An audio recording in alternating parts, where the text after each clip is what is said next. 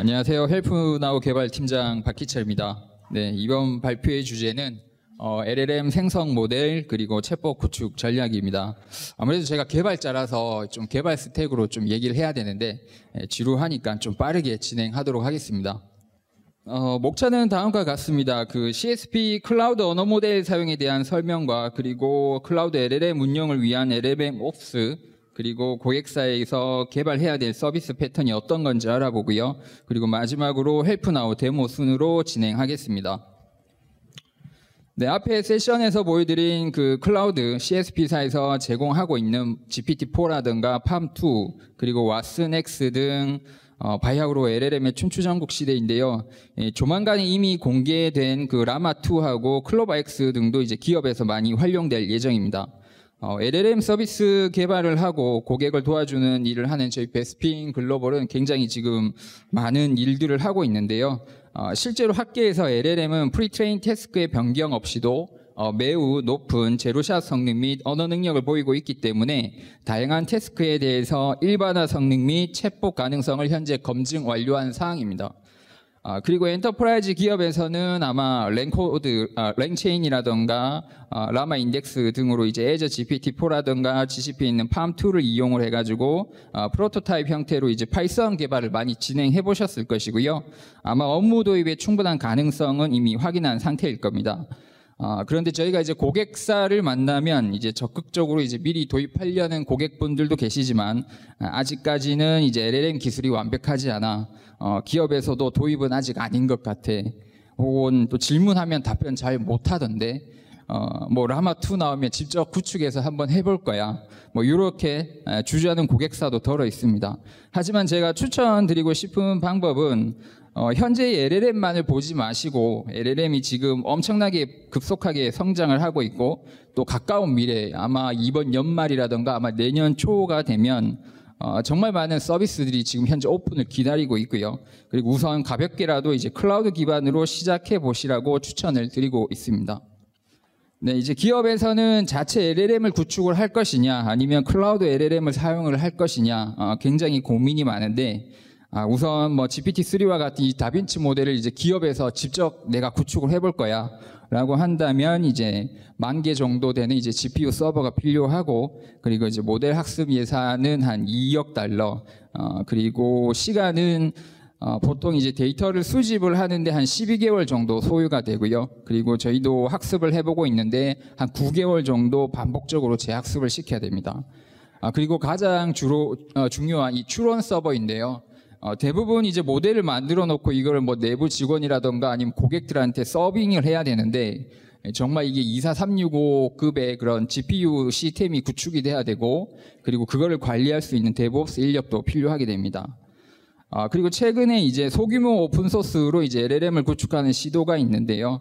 오픈소스 이제 기초 모델 기반의 그런 파인튜닝을 진행해서 산업에도 적용이 가능한데, 아까 이제 IBM 쪽에서 그 왓슨X 쪽에서 라마2를 이제 9월 달에 이제 지원을 한다고 하니까, IBM 왓슨X를 통해 가지고 라마2도 한번 사용을 해볼 수 있는 기회가 있을 겁니다.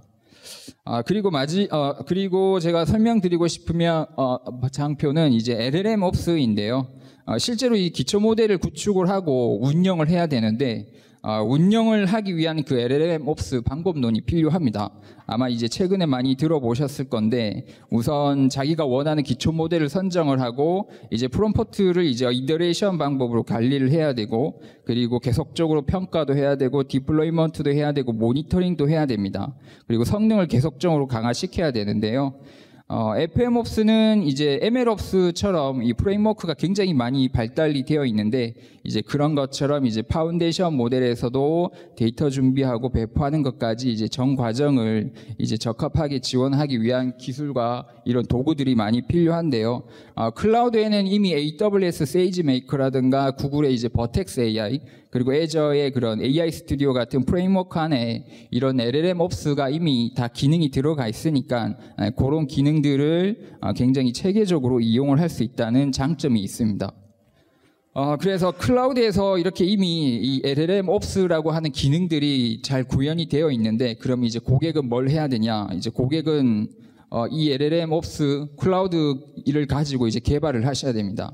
그 예를 들어서 클라우드 LLM을 이용을 해가지고 우리 내부 직원 5,000명을 대상으로 하는 뭐 어시스턴트 지식 챗봇을 개발을 하거나 아니면 이제 상담 조직을 어시스트 해줄 수 있는 그 LLM 챗봇을 구축을 하고 싶다라고 하면 이제 왼쪽에 보시는 것처럼 LLM 옵스 환경 설정을 위한 그런 것들을 이제 클라우드에서 진행을 하고요.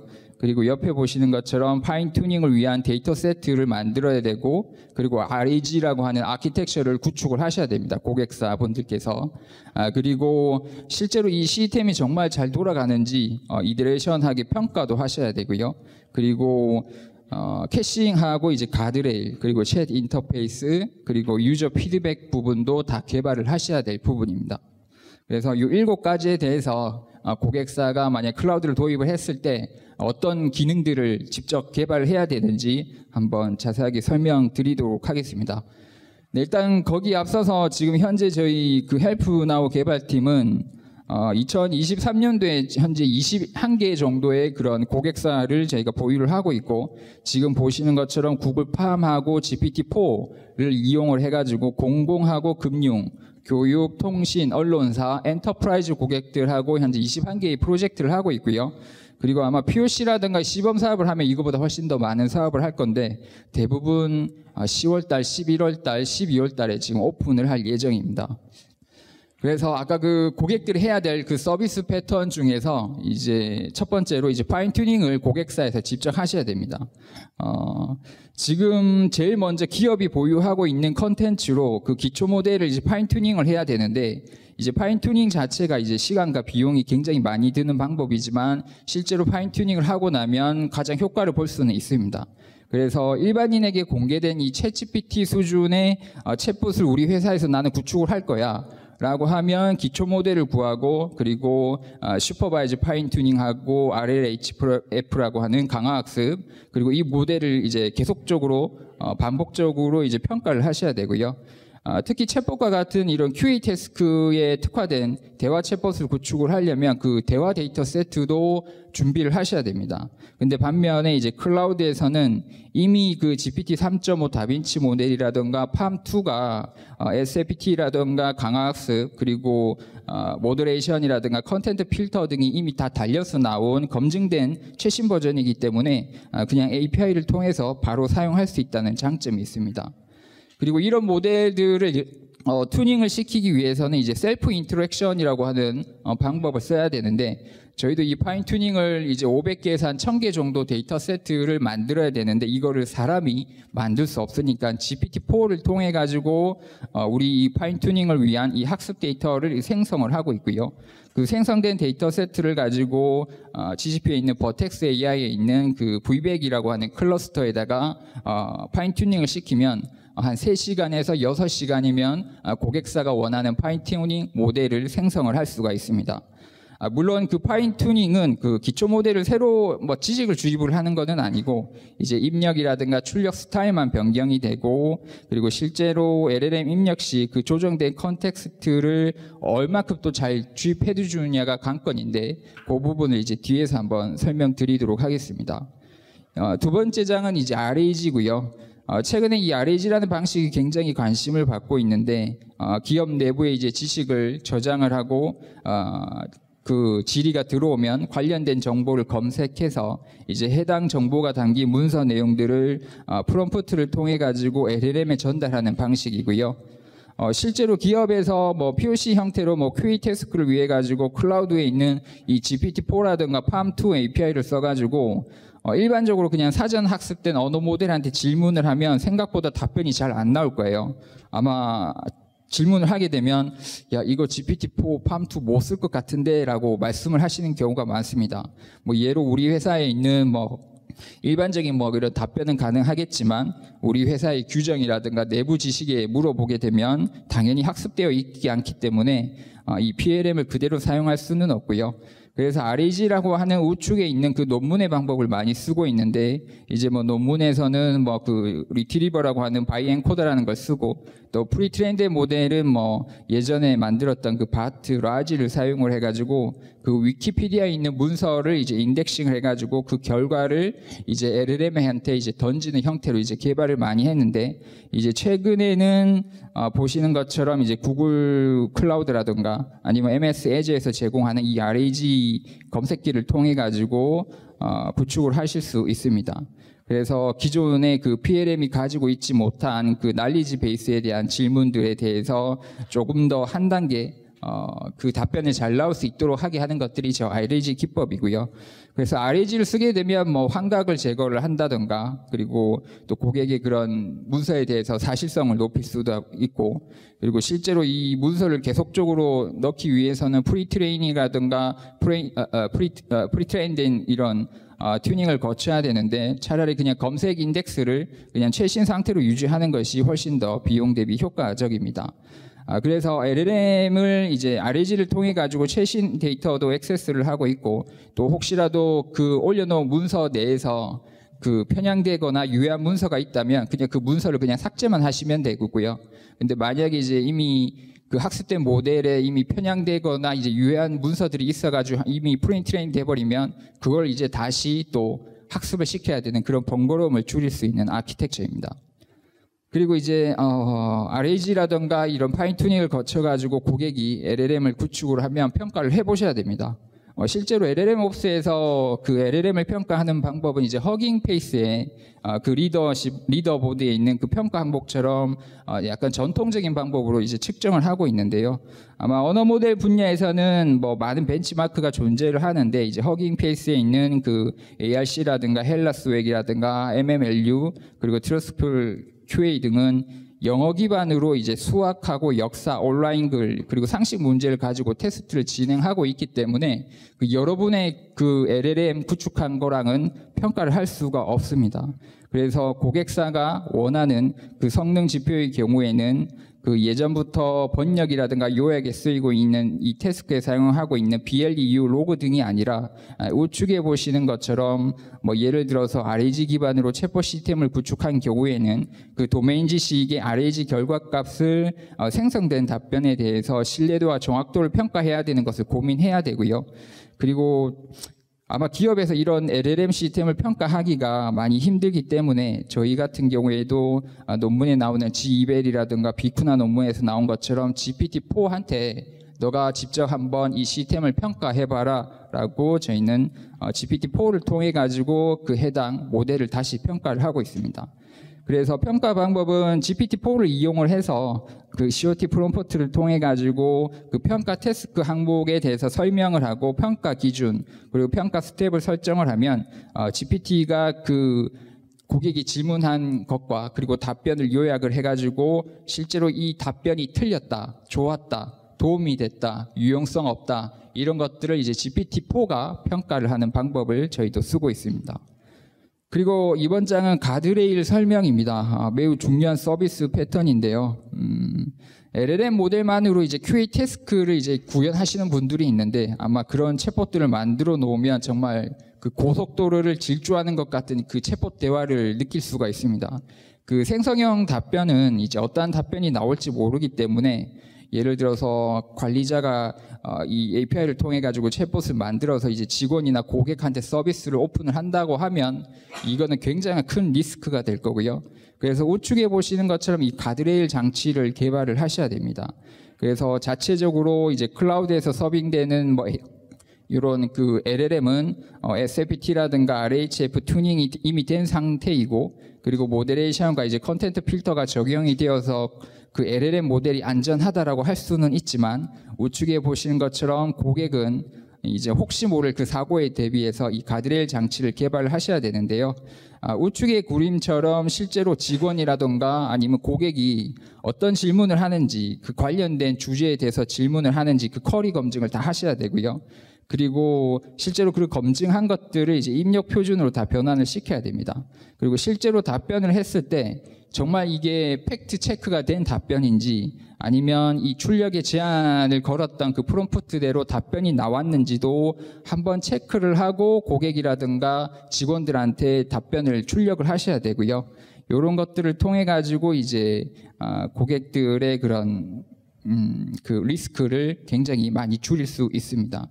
그리고 실제로 뭐 예를 들어서 그 신용평가서를 출력을 하는 이런 챗봇들을 이제 구축을 했다라고 하면 그 신용평가서가 이제 0에서 100점이라고 하면 실제로 0에서 100점이 나왔는지 그런 유효성 체크도 해야 되는데요. 이런 것들을 다 준비를 하셔야지만 실제적으로 이제 운영 환경에 보다 나은 이런 챗봇들을 이제 구축을 하실 수 있습니다. 그리고 캐싱입니다. 캐싱은 잘 아시겠지만 이제 챗GPT라든가 이제 LLM이 매우 그 유연한 태스크에서 사용을 할 수가 있는데 아무래도 이게 시스템이 인기를 얻으면 이게 트래픽 수준이 굉장히 많이 올라가요. 고객들이라든가 내부 직원들이 엄청나게 질문을 많이 하게 됩니다. 그렇게 되면 이제 LLM 서비스가 이제 대기 시간이 길어지고 보통 GPT 3.5 터보라든가 GPT 4를 쓰게 되면 고객이라든가 직원이 질문을 하면 4초 후에 답변이 나오고요. 그리고 10초 이상 걸리기도 합니다. 그런데 잘 아시겠지만 또 이 클라우드 서비스를 쓰게 되면 이 쿼터라는 할당 문제가 있는데 대부분 1분 안에 500개 있는 이 쿼리를 다 받아들이지 못해요. 그래서 실제로 이 서비스를 오픈을 했을 때 인기를 얻고 직원들이 많이 질문을 한다라고 하면 더 이상 이 클라우드에 있는 API는 받아들일 수가 없습니다. 그래서 지금 보시는 것처럼 LLM 캐시 메커니즘이 반드시 필요한데요. 우측에 보시는 것처럼 이렇게 이런 캐시 메커니즘을 도입을 하게 된다면 이제 비용 절감이라든가 응답 시간이 향상되고 그리고 쿼리에 대한 그 쿼터에 대한 그런 제한 사항도 풀리게 되고요. 그리고 가용성도 보장을 하게 됩니다. 그리고 답변 일관성을 위해서 반드시 필요하고요. 그리고 클라우드에서는 이미 제공하고 있는 뭐 레디스 등으로 굉장히 쉽게 구축을 할 수 있기 때문에 굉장히 쉽게 구축을 할 수 있지만 굉장히 또 높은 효과를 얻을 수 있으니 반드시 이 캐싱 서버 개발을 진행을 하셔야 됩니다. 그리고 이제 채팅 인터페이스인데요. LLM을 사용해보신 고객들은 아시겠지만 단순히 LLM에 이제 프롬프트를 주입시키는 것만으로는 LLM에게 원하는 답변을 얻기는 힘듭니다. 그 LLM의 태생 자체가 이제 불확실성이 존재하기 때문에 이 프롬프트를 아무리 잘 쓴다고 하더라도 역부족이고요. 그래서 이제 채팅 인터페이스라든가 채팅을 위한 그 오케스트레이트 결합이 굉장히 중요합니다.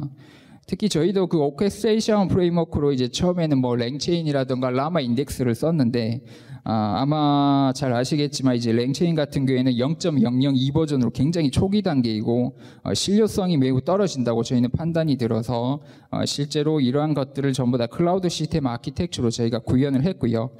저희 헬프나우 서비스도 이제 랭체인이라든가 라마 인덱스를 쓰고 있지 않고 저희가 자체 구축한 그 아키텍처로 서비스를 하고 있습니다. 그리고 보시는 것처럼 뭐 단순한 챗봇이 아니라 버추얼 어시스턴트라든가 아니면 좀 답변을 잘하는 챗봇을 구축을 하고 싶으면 우측에 보시는 것처럼 그 챗 오케스트레이션과 그 멀티 테넌시도 개발을 해야 되고요. 오케스트레이터는 아까 그 MS 애저 쪽에서도 말씀을 했지만 그 단순히 그 어플리케이션 스택 아래에 위치하면서 이런 다른 모듈들 뭐 RAG라든가 프롬프트 체인이라든가 다큐멘트라든가 API DB를 함께 연결해주는 구성을 하게 하면 되고요.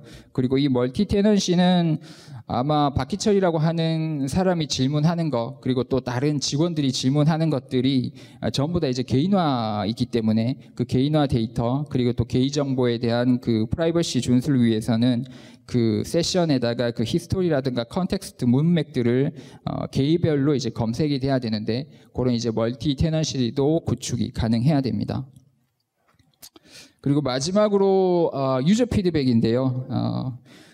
이제 LLM 서비스를 구축을 하고 나서 이제 사용자 피드백을 수집하셔야 되는데 아무래도 이 답변이 정말 나에게 도움이 됐는지 도움이 되지 않았는지 그 사용자의 선호도를 알 수가 있고 그리고 LLM 파인 튜닝 할 때 아까 그 평가 세트가 필요하고 또 튜닝을 하기 위한 그런 데이터 세트가 필요한데 그런 것들을 수집하기 위한 굉장히 좋은 시스템입니다.